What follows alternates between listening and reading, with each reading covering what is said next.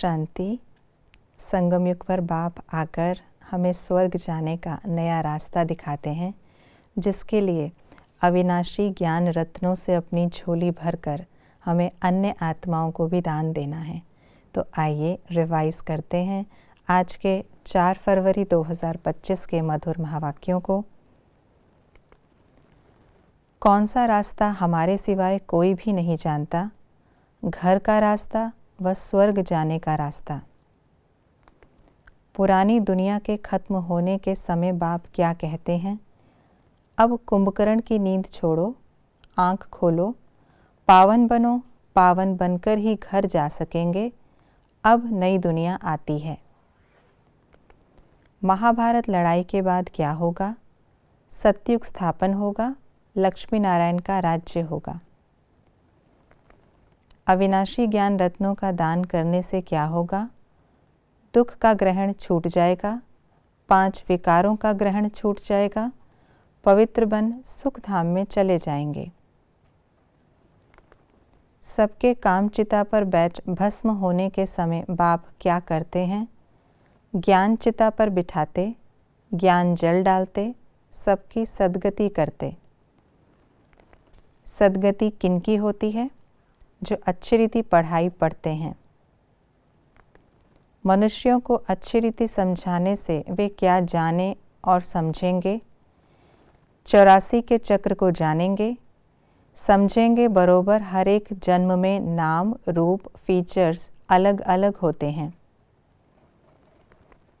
बाप को ठिक्कर भित्तर में कहने को क्या कहा जाता? धर्म की ग्लानि। नवयुग आने की निशानी महाभारत लड़ाई। महाभारत लड़ाई में क्या हुआ था? अनेक धर्मों का विनाश, एक धर्म की स्थापना। भक्ति मार्ग में क्या होता है? भोगी बन जाते, आयु कम हो जाती, कला कम हो जाती, यह ज्ञान गुम हो जाता, पूज्य से पुजारी बन जाते। किस बात में मेहनत है?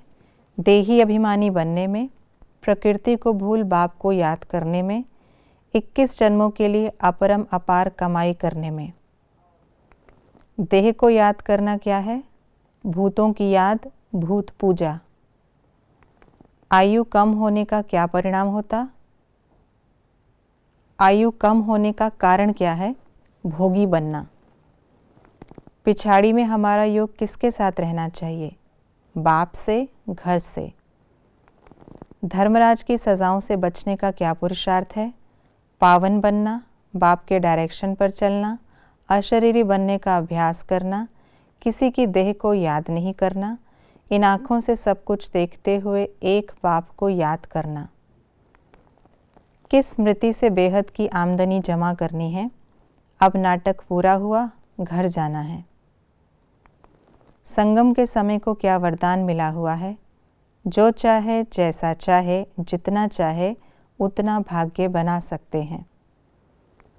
लास्ट आते भी फास्ट जाने के लिए किस बात का अभ्यास करना है? सेवाओं के विस्तार में स्वयं की स्थिति सेकंड में सार स्वरूप बनाने का अभ्यास।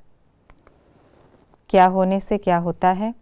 चक्र को समझने से चक्रवर्ती राजा बनते, प्रजापिता ब्रह्मा का बच्चा बनने से वर्षा मिलता, अविनाशी ज्ञान रत्नों का दान करने से सद्गति होती, ऊंचते ऊंच पढ़ाई पढ़ने से ऊंचते ऊंच कमाई होती, पावन बनने से सजाएं खत्म हो जाती, 21 जन्म पावन रहते, डबल सेवा द्वारा पावरफुल वायुमंडल बनाने से प्रकृति दासी बन जाती। ये थी आज की मुरली की विशेष बातें। हमें 21 जन्मों के लिए ऊंचते ऊंच कमाई जमा करनी है, जिसके लिए अभी इस ऊंच से ऊंच पढ़ाई पर अच्छी रीति अटेंशन देना है और याद के बल से स्वयं को पावन बनाना है। ओम शांति।